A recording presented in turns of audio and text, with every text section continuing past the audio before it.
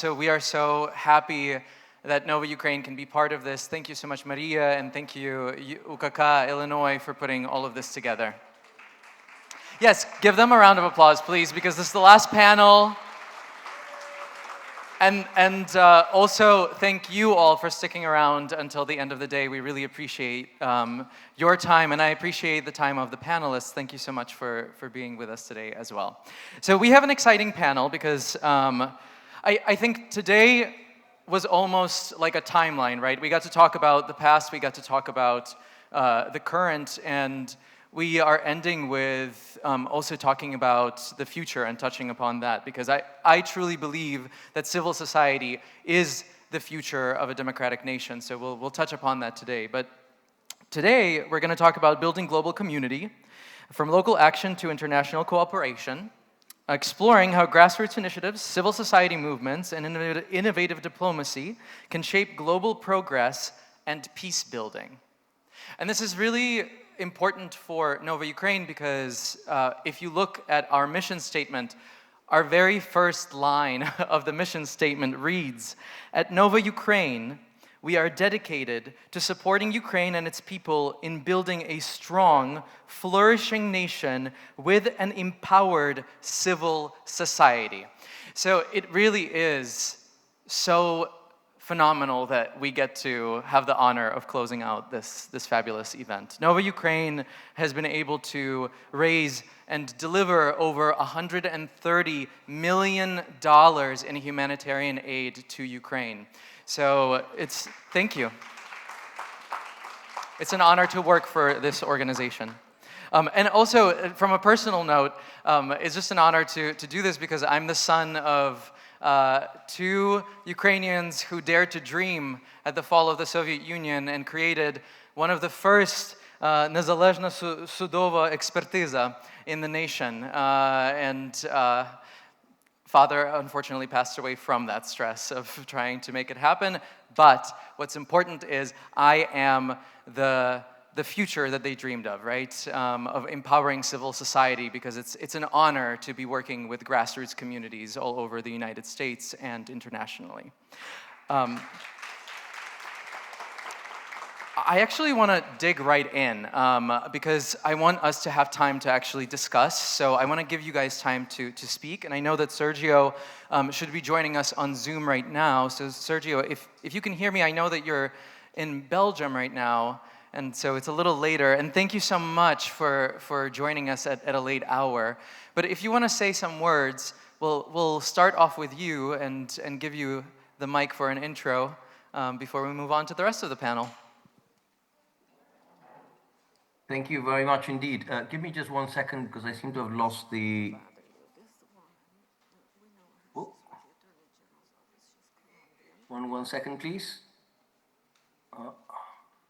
Can you hear me? We can hear you. I can hear you. I just lost the image on my computer. Oh, got it. One second, usual Zoom stuff. Give me just literally half a second.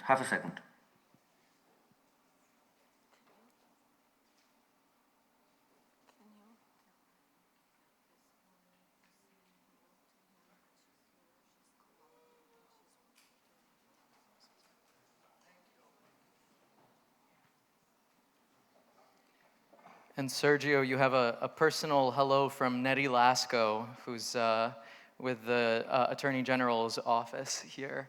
Oh, yes. Yes. So thank you very much for this invitation. Sasha, how much time do I have for my remarks? It would be amazing if we did like 5 minutes to 10 minutes each, but 5 minutes is good if we can keep it to 5, because I really want to dig into some questions. Okay, absolutely. So I'll get going. I do 10 at most. So thank you very much for this invitation. It means a lot to me, and thanks in particular to Marta Farian, who was the person who connected me. Most of you will not know this, but we have been running with some friends a campaign of Latin American solidarity with Ukraine called Aguanta Ucrania, which is difficult to translate, but it means kind of hang in there Ukraine, now for about 2.5 years. And it's all about civil society engagement and civil society creating networks within Latin America, between Latin America and Ukraine, and also with other parts of the world. And I want to tell you a little bit about our experience, because it has been really very interesting. But before that, let me just start with the following. If I may, I will kind of quote myself, because I did a long podcast with the Financial Times a few months after the fully fledged invasion started in the summer of 22. And I said then, and I still believe that the struggle for Ukraine's sovereignty and independence was probably never going to end. The Russians will continue to try to undermine Ukraine, and that the main thing to do was to build what I call then a comprehensive strategy. That comprehensive strategy must include a big communications piece. And I say that because my impression is that in Europe, where I live, in Brussels, and in the US, not enough attention has been paid to this component. And in the case of Ukraine, I think that even apart from the brilliant work that President Zelensky does, I don't think that the government does a great job on strategic communications. And I think that a lot of the work is done by remarkable people from civil society, like somebody we work very closely with, whom you all know, like Aleksandr Krapivkin, the Nobel Prize winner. So let me just say a little bit what we're trying to do, our little grain of salt that we add to this effort of communications. So shortly after the invasion started, I called a friend, because I had lots of jobs in government before, something called the High Commission for Peace. I was also Deputy Minister of Defense in Colombia. I called a friend who runs a very creative advertising agency in Colombia, with whom I'd done lots of campaigns. And he's called Francisco Samper, and I said, Francisco, this is incredible. Russia, a permanent member of the Security Council, has just invaded its neighbor. And this is really consequential for everyone. Why don't we try and do a campaign to raise awareness in Latin America? Now, as many of you will know, Latin America is not going through a particularly good period at the moment. It's very divided, and a lot of the governments were initially quite silent, and more recently, if I may speak very frankly, I would say almost hypocritical. If you see what Brazil has done, condemning as it should the brutal operation of Israel in Gaza, but at the same time says nothing about the deaths, or virtually, recently they've said more about the deaths of Ukrainian thanks to Russian attacks, Russian drones and missiles. And for Brazil, it's more important to be part of the BRICS and to talk to Lavrov and to go to Kazan than to condemn the invasion. And my own government, Colombia, has sadly a similar position. But that actually is not the tradition of Latin America. Latin America is a region of the world that probably has the most ingrained defense, self-understanding of itself as countries that defend sovereignty, stand for international law, and do not go to war with each other. So we wanted to plug into this historic sentiment of Latin America. And that's what we started doing. So the first thing we did in January of 23, we launched the campaign at a literary festival in Colombia with Aleksandr Krapivkin, who was there, with Andrei Kurkov, who was also there, the writer, and with Victoria Melina, the other writer. And the first thing we did was to get lots of writers to do selfie videos, very famous Latin American writers, 40 or 50 of them, condemning the invasion and rejecting the Russian invasion and expressing their solidarity with Ukraine, and from more countries, and very big names from Mexico, from Chile, Brazil, Colombia, Peru. Even the most famous living Cuban writer, Leonardo Padura, did a video for us rejecting the invasion, which was very courageous because Padura lives still in Havana. And so we got a little movement going, a truly civic movement, And behind that, we engaged also, Latin America has a very strong tradition of human rights defenders, so we engaged lots of them.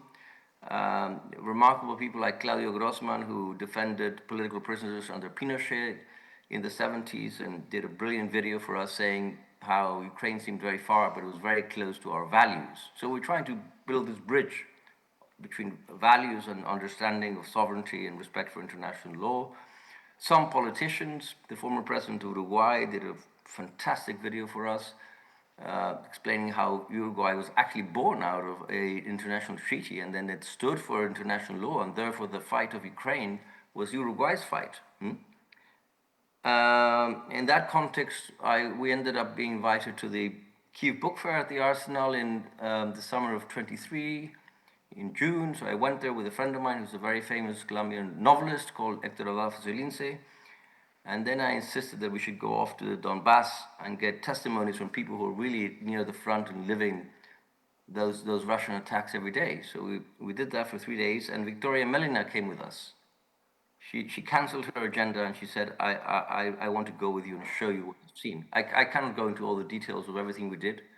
It was a very powerful and tragic visit because, as many of you will know, at the end of it, we were sitting in a pizzeria and an Iskander missile fell on us.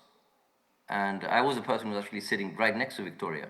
And she didn't die on the spot a few days later, but basically, it looked very, very bad indeed. And it was just unbelievable. You're sitting in a pizzeria full of journalists, and the Russians throw an Iskander missile at you and kill 13 people and injure 65. And this happens again and again and again and again. And I find this personally absolutely scandalous.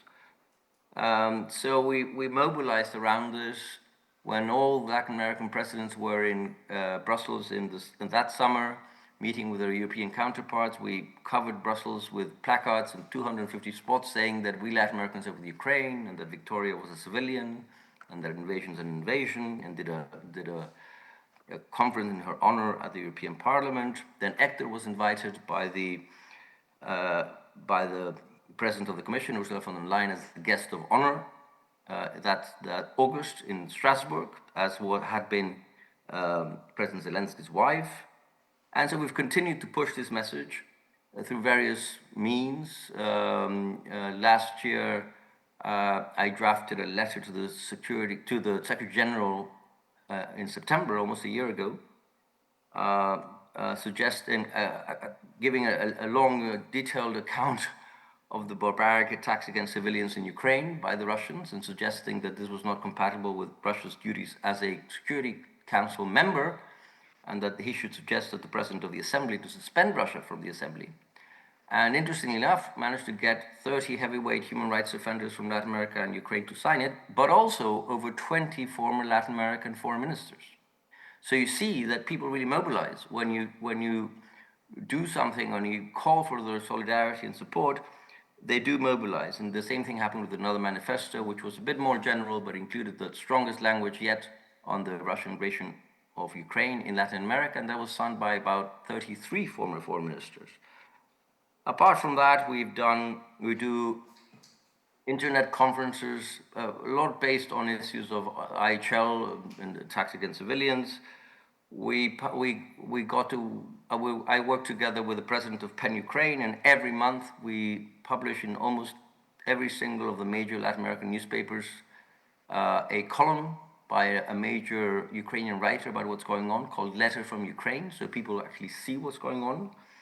And most recently, my friend Hector, who was with us in Kramatorsk, published a major book in the most important literary publishing house of Spain, Alfaguara, on the Kramatorsk attack on Victoria Melina, which has been widely read in Spain and Latin America. So the message is getting across.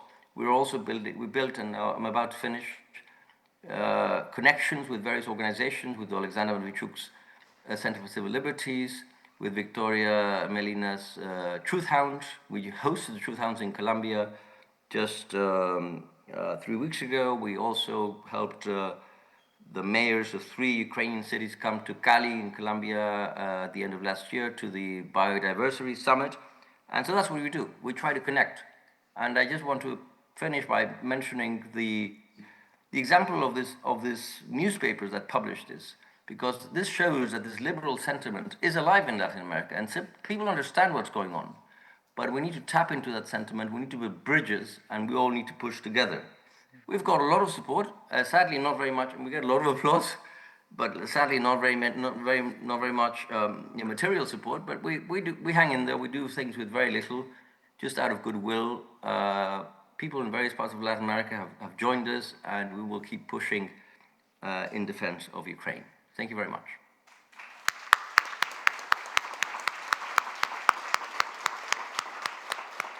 Thank you so much, Sergio. I actually had no idea that you were so connected to Victoria. I had the honor of reading her poetry 2 years ago at the Ukrainian Cultural Festival in New York City. So thank you so much for keeping Victoria's memory alive. And thank you for sharing your story with us. I would like to give the microphone to Stephen Dishler, who's on the panel. If you want to take over, the floor is yours. I think it's working. First, it's an honor for me to be joining you here today, and I want to thank Maria and the other organizers of today's conference. We've heard, it's been a long day, and we've heard a lot of discussion, very difficult topics. And I am proud that from the outset of the hostilities and the invasion of Ukraine, the latest invasion of Ukraine over 3 years ago, that the Jewish community in Chicago, and I represent the Jewish community, mobilized immediately to support efforts on the ground and to assist refugees that arrived to the Chicago area, and we continue to do so. We are taught as Jews that we don't remain silent in the face of persecution. We don't look astray when people are being persecuted, when children are being kidnapped, when hospitals are being bombed, when schools are being destroyed, when democracy is being stolen. And it's just not a Jewish concept or a Jewish moral. It's the same in Islam, it's the same within Christianity, and it is an American ethical basis. This is who we are. And so when we're talking about mobilizing our community around ideals, this is what we stand for. So you have to remind people, and we live in a polarized country right now, but there are ways of appealing to the different segments because of things that we all believe in. So if you're talking to somebody that may be on the right and speak to them about American exceptionalism. Because anyways, we're all Americans, and we're all proud to be Americans. Maybe on the left, it is about just basic civil rights and human rights, because that's what will speak to them. If you want to be a change agent, you have to really begin by identifying a critical issue that speaks to you and that can be translated to other communities to bring people together and cross over ethnic divides and religious divides. And standing up for democracy, standing against authoritarianism and violence crosses over those divides. Several years ago, I got to know the Muslim community during the outset of the Syrian war. The Muslim community here, because I have lived in Israel, and so I'm very aware, or I know the Muslim community in the Middle East. but I hadn't really established a relationship with the Muslim community here. And during the war, we got to know one another. And even though we have differences of opinion on politics, we can agree that Assad's assault on the Syrian people, the use of chemical weapons, the destruction of hospitals, the attacking of medical workers, is something that we should condemn together. And so the Jewish community and the Muslim community came together to raise awareness, to advocate before Congress and with our faith leaders. And we talked earlier about the importance of engaging not only with members of Congress, but with your state elected officials, because we will see shortly right here in the state of Illinois that many state officials are going to be running for several of the congressional seats that are opening up, or the governor's race, or as I am led to believe, somebody that was at dinner yesterday, a member of Congress, is looking at the mayoral race. So it is important to engage at all levels, to meet with them and with the faith leaders, and in our society today, with people that are social influencers.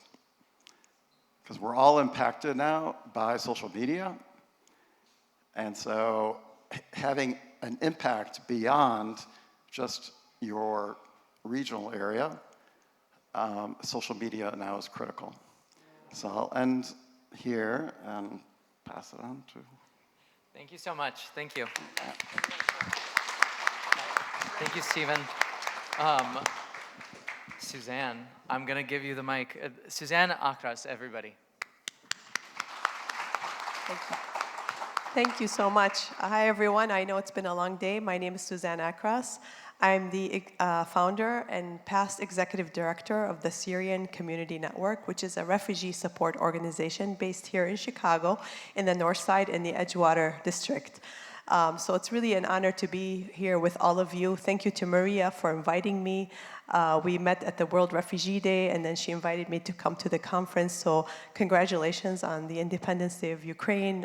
It's exciting to be here with all of you. As a Syrian American, I'm an immigrant myself. I came to the United States in 1982. And when the Syrian crisis started in 2011, I knew, we were helping, my husband and I, Dr. Zahir Sahlul, who's the president of Med Global. We were always doing advocacy around, the Syrian crisis, similar to how all of you are doing this type of advocacy. And we were going back and forth to Washington, D.C. so many times. And when the State Department announced that Syrian refugees will be resettled to the United States, and knowing that Chicago is a hub for many refugees from every crisis, whether it's from Bosnia, from Somalia, from Iraq, and now Ukraine. I know that Chicago will be a hub for many refugees. And so in 2015, I founded Syrian Community Network to provide the cultural services, to have an after-school program, to provide social services. And to my surprise, I thought I was only going to be working with mainly Syrian Americans, the diaspora who will be helping me and raising funds and things like this. And they did, they stepped up. But to my surprise, that Chicagoans from every race, from every ethnicity, from every religious background stepped up and wanted to adopt a family. They were seeing the news. They were very sympathetic to the Syrian cause.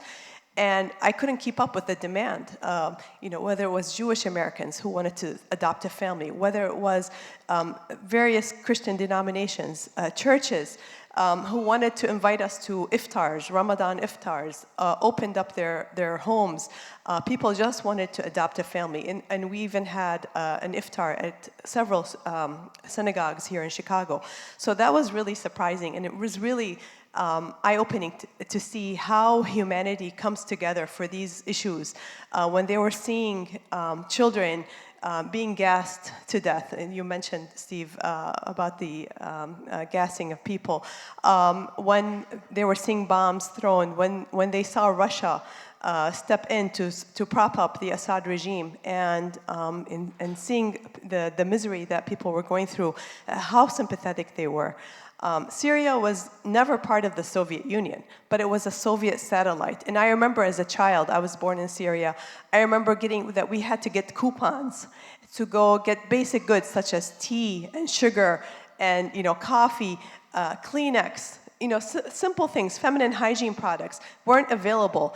And I talked to my Polish friends, my Romanian friends who grew up during the Soviet era, and they said that they had similar experiences. So the Russian way, or the Soviet way, is to keep people down and poor and preoccupied with your basic goods so that you can never think about anything better than that model. And similar in Syria, there were a lot of things that people were repressed, they couldn't speak up, journalism was not free, the TV, media, everything, it was never free. And anyone who did dare to speak out or write something was persecuted, was jailed, was tortured. And so with the Syrian crisis that happened, people had just had enough. And they rose up, and the support that we got from a lot of people. But unfortunately, everybody, the Syrians were disappointed in 2013. In August of 2013, there was the gas attack that happened in Ghouta, East Ghouta, in a suburb of Damascus. And right now, it's the 12th anniversary of that gas attack. And President Obama at that time said this was an absolute red line. Well, guess what? No one came to help the Syrians, and it was really unfortunate. And I myself, last year, I ran for office. I ran as a Democrat. I'm a Democrat, so it's very painful for me to criticize President Obama on this issue, that when he turned his back on Syrians, this gave the Assad regime and the Russians impunity to act and do whatever they wanted. And at that time, Russia came to the aid of the Syrians and started bombing Syrians. And they also invaded Crimea in 2014. And so this was really a precursor to what's happening now in Ukraine. And so that's very sad and very unfortunate because of this occurrence of the world not really coming in to aid the Syrians, that Russia now felt emboldened to invade in Ukraine. And in 2022, when Russia invaded Ukraine, Med Global, my husband's organization, was the first INGO to be on the ground in Ukraine to provide medical training and support for doctors, Ukrainian doctors, nurses, and the people of Ukraine. So I know that there's going to be other questions, so I'll pass it down to my colleague. And a huge thank you to Med Global for all they do as well. Last but certainly not least, we have Yevhen Hlibovytskyi. So Yevhen, the floor is yours if you want to give a few words. I feel like I'm at home. This Chicagoan setting is very Ukrainian. I had two calls during lunch break. One was to my Jewish friend from Dnipro. And the other was to my Muslim friend who's Crimean Tatar. He is originally from Simferopol, but he lives in Kyiv now. And I was thinking that, wow, this Ukraine is, in a sense, very similar in its diversity to what we represent here, in this room, at this table. And the things that actually we all subscribe to, as you rightly said, are the values. And the question is, can we see humanity of each other? Can we feel the pain of the other? Well, I'll get some fire from the audience probably now for what I'm about to say. The definition of being Ukrainian has evolved in the last years. For those Ukrainians who lived through Soviet occupation and those Ukrainians who suffered when Ukraine was not an independent country, it was incredibly important to retain the identity. So Ukrainians usually were defining being Ukrainian in ethnic terms. What has transformed now is that Ukrainian identity is being defined in civic terms. And that means that you can become a Ukrainian by choice. That means that you can become a Ukrainian if you feel Ukrainian. That creates all kinds of odd situations when we have people fighting in Ukrainian army who don't speak Ukrainian, who don't have a Ukrainian passport, who are not ethnically Ukrainian, but they're willing to give up their life for the independence and sovereignty of Ukraine. Actually, when I was trying with the sociological instruments, go into this definition of the new Ukrainian identity, I was researching what makes you Ukrainian? And the way it's constructed in modern Ukraine is you are a Ukrainian if you feel the pain of thy neighbor. And if you feel that the neighbor is distressed, and you can feel that, and you can act on that with compassion, that makes you a Ukrainian. And in that sense, I would say that what we are actually looking at is something that is a global challenge. We have the same challenge everywhere. There is pain in every society that's very often not felt because there are barriers, lack of trust, superstitions, discrimination that do not allow people to break through. The Ukrainian case is an interesting case because the Ukrainian case has one assumption that the American case doesn't have. And the assumption in Ukraine, and not to mix it with conservative platform, is that the government is always bad. Why I'm saying that this is not about the conservative rhetoric, this is because the government, no one in Ukraine killed more people over the last 100 years than the administration that was directly responsible for governance.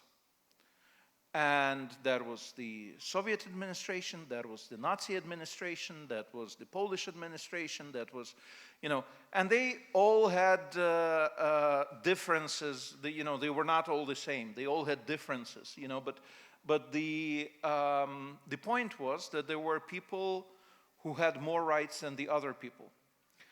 And what Ukrainians have learned is that if you want to survive, you actually have to decrease the contacts with the government, and you have to rely on yourself. Self-reliance, I think you have a Federal Credit Union here, yeah. One of the sponsors. So self-reliance is a big thing. And that means that you have to be able to do your life without government intervening in it, which was apparently, we didn't know that was a step towards the civil society. So when we got to the point of freedom, it was all but natural to continue to defy the state. And since you defy the state, you still need the services. You need medicine, you need education, you need law enforcement, you need all other things. But if the state is weak, and the society likes the state to be weak, because then it's not threatening, then you have to have a substitute model of governance that would actually allow you to do it. And that's where the civil society kicks in. So the civil society was actually a model that was employed in Ukraine to withstand lack of trust towards the government until Ukrainians learn to make the government somehow accountable. It's still in a pipeline, we're not really close to that. But what it led to creation of the system that turned out to be quite resilient. Because as I said earlier, if it breaks at the government level, then it's caught on the level of the civil society. And if it breaks on a certain level of civil society, it can be caught locally. Therefore, basically what it created a multi-tier level of governance, system of governance, which does not register at conventional international optics. So what the international experts often see, they look at this model and they say, oh, this is a dysfunctional liberal democracy. Well, yeah, you can see, if you only know cows and then you see a human, you can say that a human is a dysfunctional cow, But in fact, what we're coming to understand that this is a probably transitional, but still a very different governance model. And that very different governance model actually gives us, it doesn't give a solution. We can't copy-paste things from one country to the other. But what it gives an inspiration, because it explains that if people on the grassroots have the power and can act on their persuasion, then they can actually do things that only the government can do, having concentrated resources, having the legal frameworks, having other instruments that are not accessible to us mere mortals. So in this sense, the Ukrainian story of the civil society, which is, by the way, the same story why Kyiv in 3 days never materialized. It was because of the autonomous decisions that thousands of people were taking, on the front line and in the occupied towns and elsewhere. And basically, what that means is that Ukraine can probably be not a solution, but an inspiration to those who would like to change the ways in other countries, in other communities, in other constituencies. So I would really like to start looking at Ukraine not as a problem, but as Ukraine as part of the future ideas how we can improve the world.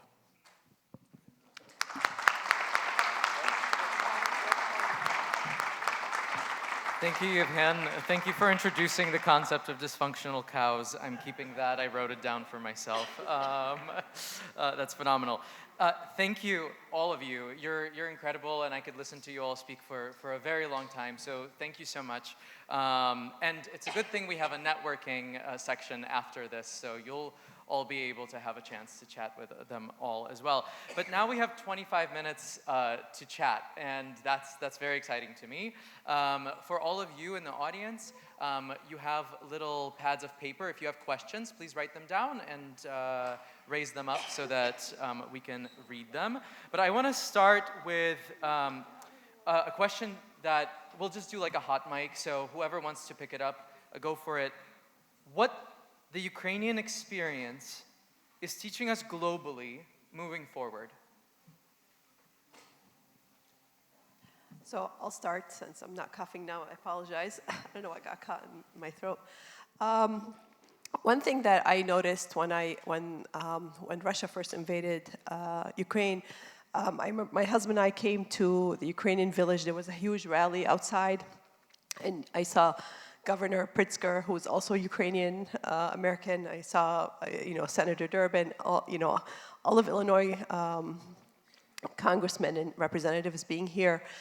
It was really inspiring to see that, and I thought of I saw how determined everyone was and how engaged everyone was at that time. And then my husband started working with Razum and then the various organizations, how organized, how systemic everyone was, how determined they were in their advocacy to win. And I think that determination will help you win in the future. I know that right now it seems very difficult at the moment. And I remember a few years ago in Washington, D.C., everything that was happening, it was like the 12th year of the Syrian revolution. It just didn't seem like it was ever going to end. And I remember my brother here, Reverend Greg Livingston, who's here, who's a pastor here in Chicago, got up on stage and started to sing, "We Shall Overcome." And, it pushed all of us to stand up and to sing. And I know that you will win because of this determination that you have, and we're praying for you. I went to Lviv in the summer. My husband and I were there in May, and it was his 6th time going, but for me it was my first time. I really wanted to go because I wanted to see the spirit. I wanted to see and experience what was happening firsthand. And I think it's really important for people to go and be with the victims and to talk to them. And there was one day that I left the meetings and I went and walked by myself in the streets of Lviv, and I stumbled on so many cute cafes. I went to this one cafe, the Coffee Cave. It was so neat. There was a cave underneath the bookstore, and like the whole bookstore, all of the walls were all lined with books, and it was amazing. And I sat there for a few hours. I drank so much coffee, and by the time I left, I was all jittery. But it was really nice, and it was just, so empowering to see people in their element and their determination that, to hang on to their identity. And I think this is so important because it's very easy to feel defeated and want to just give up and say, okay, let's just end this now. But this fire that in people's belly has to keep going so that, that you will persevere and you shall overcome. As my brother here, I hope that he'll stand up and make us all sing it. Thank you. Yeah, I think determination is a great way to sum that up. But does anybody else want to add to what the Ukrainian experience is teaching us globally?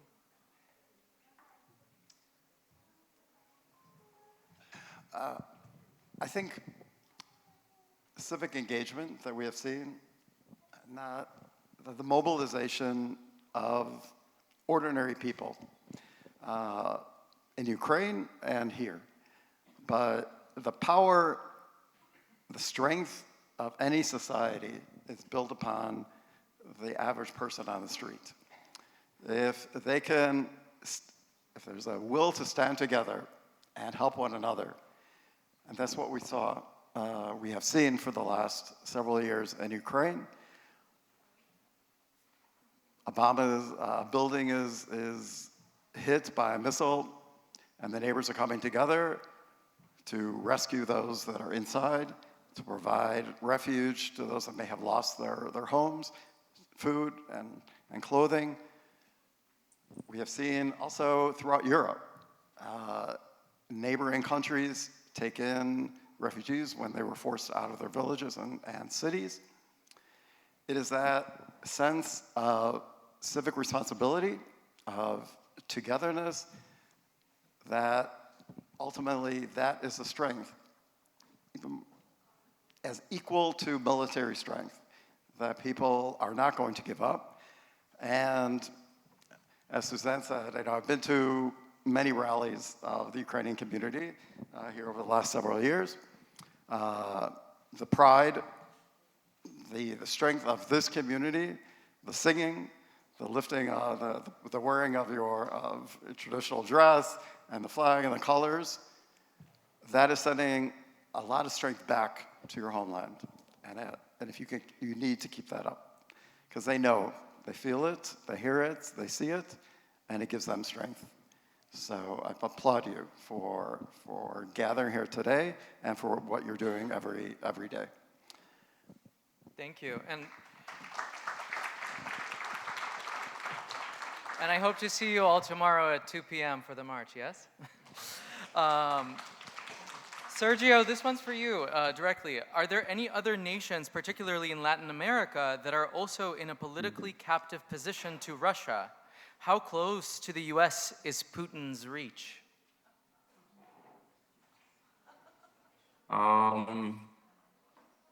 Yes, well, as is well known, we have our share of dictators in Latin America still, sadly, and our next door neighbor in Colombia, Venezuela, has been suffering from this for a while, but particularly in the last 10 years, where the government really lost all shame and turned into a fully fledged dictatorship. And the Russians do play a role. I don't think we want to exaggerate their influence, but of course you do create ecosystems of these various kinds of dictatorships, especially when they're under sanctions, that try to help each other.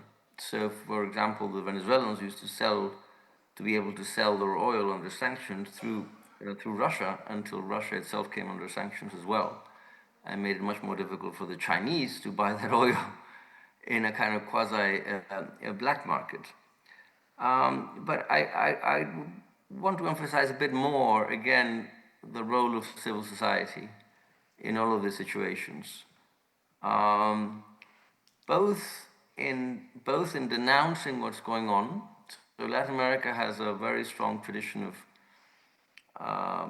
human rights defenders, because we learned the hard way with the dictatorships of Pinochet in Chile in the 70s, of Videla in Argentina, which is particularly brutal in the 70s as well.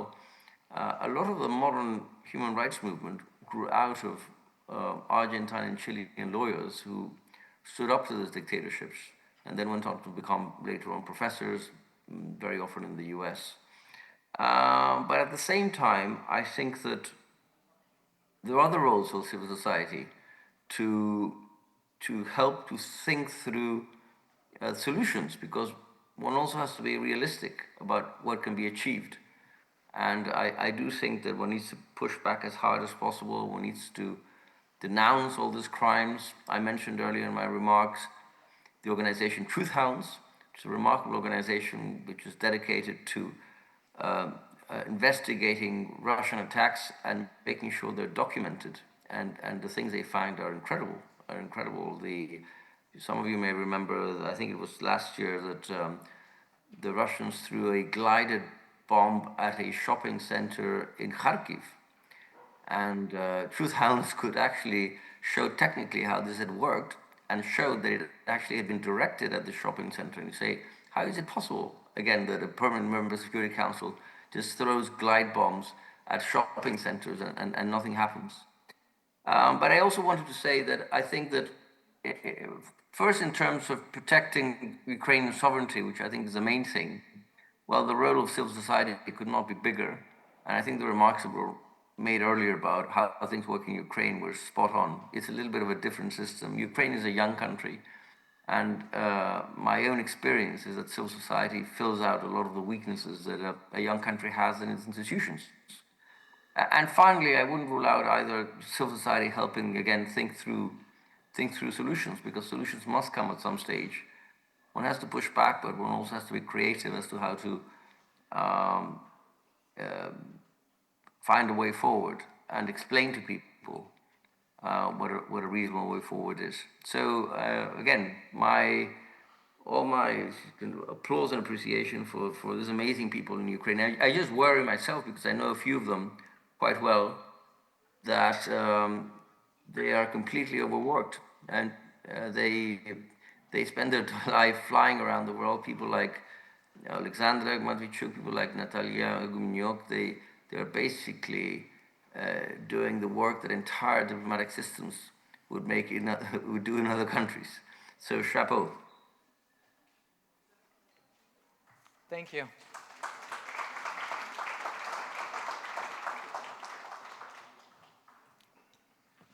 We'll go Stephen, and then we'll go to Yevhen. So I want to share something about how activism by ordinary people can create change. On October 7th, when Hamas invaded Israel, there were horrific crimes that were committed within the settlements, the kibbutzim rather, along the border.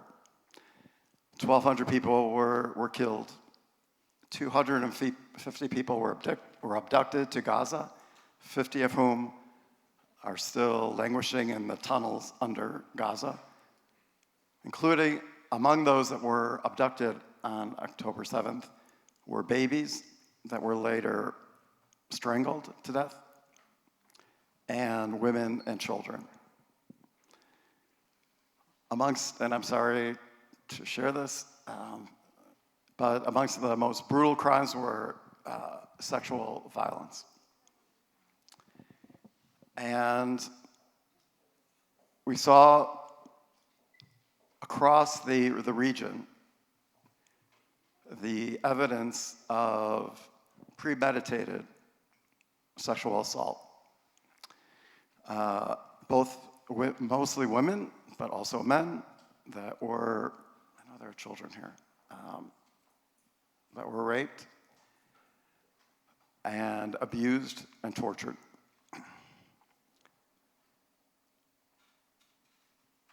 The response to these crimes by women's organizations around the world, by the United Nations, was silence. People challenged the veracity of those incidents, if they had actually happened.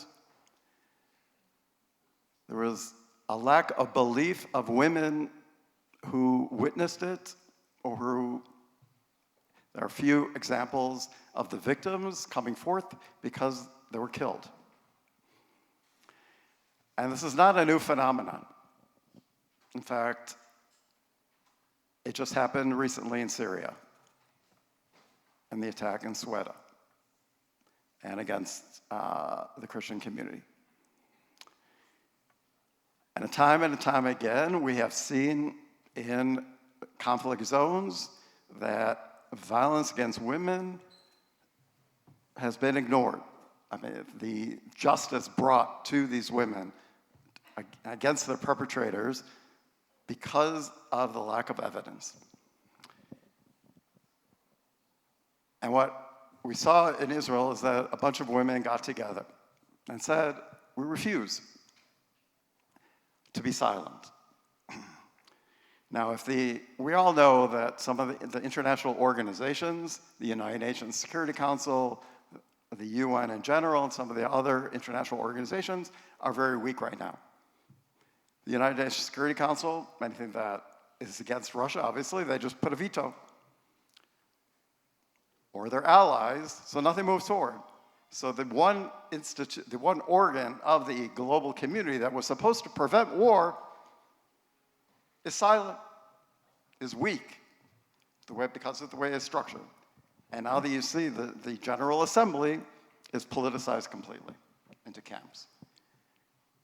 So it falls back then on average civic organizations to move the needle forward, to make things happen.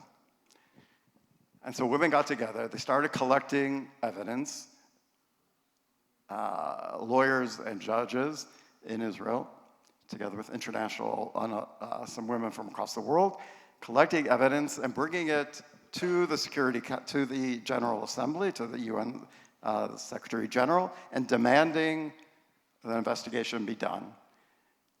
And under global pressure, with also, which was important, some media figures that got on television and raised the alarm. The Undersecretary appointed, I'm reading this, Pramila Patten, the Undersecretary General for Sexual Violence and Conflict, and she came to do an investigation and brought it back to the UN. And through these efforts, their change is actually being forced onto the international institutions to recognize and to broaden the concept of what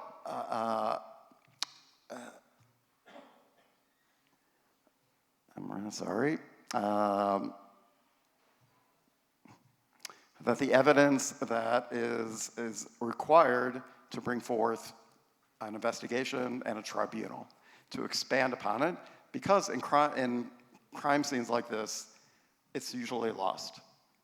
So I add this just because it was just a group of people that decided they would not be silent, that they would start a movement. And that movement led, and hopefully will lead to some change that will probably bring justice, not only hopefully to these women that suffered, but in the future to prevent this type of action so that the perpetrators will not be free from impunity. Thank you. Thank you, Stephen. Ethan? I think that what we will be all known for eventually is not something that has surfaced completely. I think it's only in the making at this point. And the thing that I think is the important experience for the world is the ability to overcome death. The ability to die, but leave the legacy alive. And this basically means being able to translate something into inherent traits of character or actions, something that you can't necessarily manifest. Looking at Ukrainian experience of survival over the last century, it's amazing what kind of forms it took. With probably every avenue has been tested, including engagement with the Soviet authorities, including trying to gain agency within the Soviet system, including opposing the Soviet system on very strong moral foundations, being friendly with others who are in pain, and also being cruel to others in pain. We were the victims, but we were also the people who caused a lot of pain. Understanding the complexity of the common past makes us probably more humble, probably more forgiving, but at the same time it gives enormous resilience because we understand the price of what can happen if the bad time returns. And this is where I think this very interesting ambivalence comes with the case of Israel. Ukrainians are incredibly sympathetic to Israelis, whereas Ukrainians see that the current Israeli government is probably the least pro-Ukrainian, that we've had in the last, 30 years. And but this does not put in a shade the feelings that Ukrainians have towards Israelis. And I think this is where, after the full-scale invasion, a lot of Ukrainians have come to understand how ignorant we were to the suffering of Syria. And we didn't raise enough voices back then, even though we saw and we could add two and two together, And this basically tells us that we are probably evolving into some kind of new ethics, and this is why I appreciate that you mentioned ethics in the beginning of your statement, because we're probably talking about ability to bring a different approach to, I would say, maybe if someone in the Western world is willing to listen, probably enrich the Western experience with new understanding of who we are. We see that the cynical approach of might makes right is now making a comeback. And the good thing about Ukraine is that Ukrainians tend to defy the strength. We don't care that Russia is stronger. Hell, after the Oval Office meeting, we don't care that the US is stronger,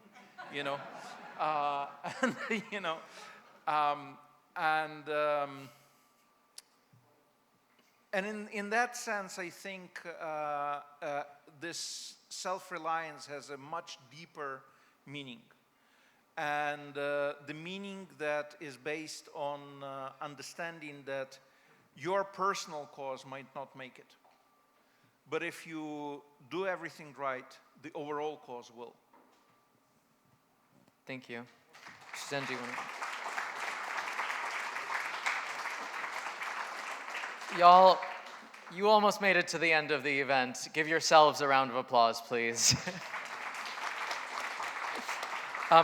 We have 2 minutes left, and in these 2 minutes, I want a very, one-sentence answer from all four of you on what advice would you give to new and developing organizations in the US that want to engage multicultural audience to talk about Ukraine?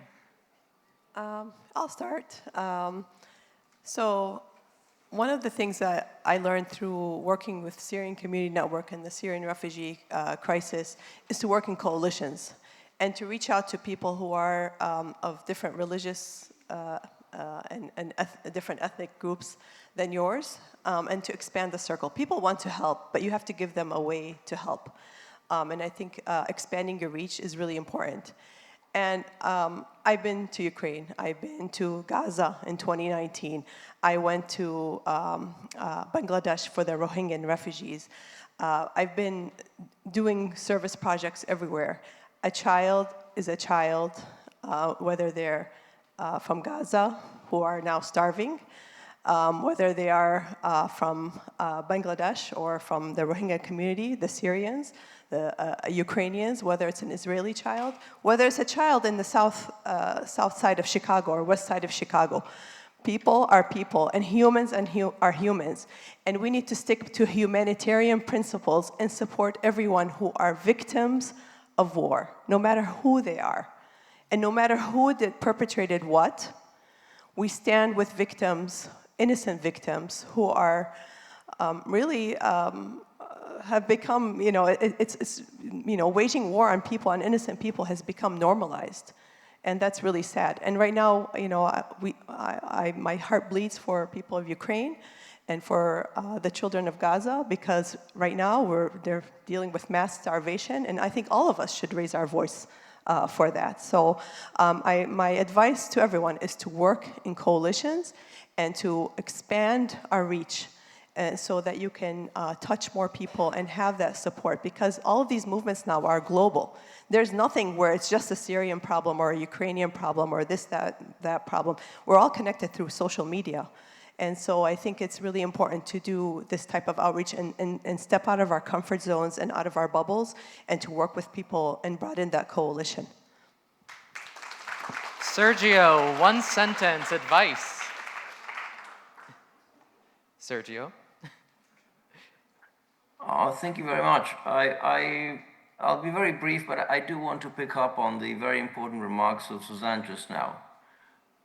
Because in my experience, this has been by far the biggest difficulty in gathering support from civil society in Latin America and worldwide for Ukraine. And that is the not unjustified accusation of double standards. It can't be that, and I have to say, and the description that was made about the Hamas attack is not only accurate. I was myself a year ago in one of the kibbutz in Ein HaShlosha, 4 kilometers away from Gaza, visited the place with a guide, a young Israeli Argentine who had to stand with a knife behind a door for 12 hours to defend his family. I saw houses where women were burned. It's just horrific. It's just unbelievable that happened. But with the same token, it cannot be that bombing a cafe in Kramatorsk is a very bad thing, such as happened to us, but bombing a cafe in Gaza is okay because it's done by Israel. Nothing has done more damage to support for Ukraine than this accusation of double standards. So I do share entirely what was just said by Suzanne. I think we have to stand with all victims, and the clearer we are on this, because civil society is very, very sensitive to this, and the world is dividing up around this issue, as you all know. And I think it's time to bridge that gap and condemn all violations of IHL, all violations of human rights. Thank you very much. Thank you, Stephen. Stephen, one sentence of advice, please. Listen. I'm listening. When you go and you just talk about your issues, then you're not going to bring people outside your community and other groups to join in. And so my advice is get to know your partners, your potential allies, hear who they are, understand what their concerns are, and then look for that common denominator. Because it's not automatic. And they might not be as enthusiastic about an issue as you are. But showing interest in who they are, what they stand for, what their interests are, that will open the door to building a more solid relationship and moving forward on some common cause. Thank you. Yevhen, one sentence of advice, please. I think everything that we do is about translation. We have to translate from Ukrainian-American to Jewish-American, from one language to another language, but not necessarily linguistically. We're talking about different walks of life, different social languages, from poor to rich, from middle class to other middle class, from shore to inland. We basically have to learn to adjust what we're trying to say to those other people who can comprehend something that they can relate to. And I think we don't necessarily engage people through their contexts. And if we want to build these broad coalitions, I would build on what you said. And what you said, I think, willingness to translate. And I think the Ukrainian story is a story that can have a conservative sounding, liberal sounding, Black American sounding, indigenous sounding. It's a very different aspect, but it's the same story, and fundamentally it's about the same things.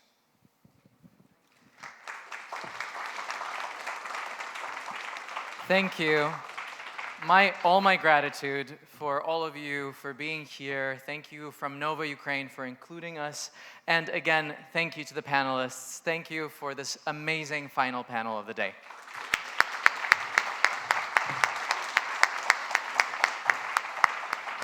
Maria. We made it. I apologize for the whole day of learning, but I hope you all learned and took something with you, taking something with you today. Students, I hope you took notes. If not, there's going to be full recording available. We'll have the link after this. I would like to thank my amazing committee that helped to put this all together. And I'm going to take my time and read all the names. So thank you, Andrei Dobransky, Marta Farion, Pavlo Bandrivsky, Dr. Maria Grицelyak, Motrya Melnik, Dr. Maria Korkаш-Грошко, Igor Дячун, Aleksandr Городиський, Наталя Пономарьова, Марія Дзюма, Наталя Боївка, Віктор Іванків, Христина Ходак і Роман Яцковський. Thank you. You did it. We did it. I think, yeah.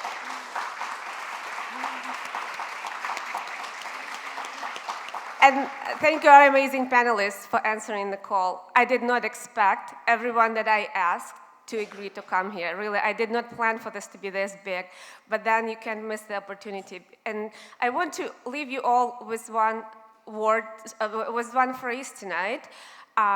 There's so many of us, and there are only few dictators in the world. We are the majority, so we have to work together, coalitions, alliances. There's nothing to fear but fear itself.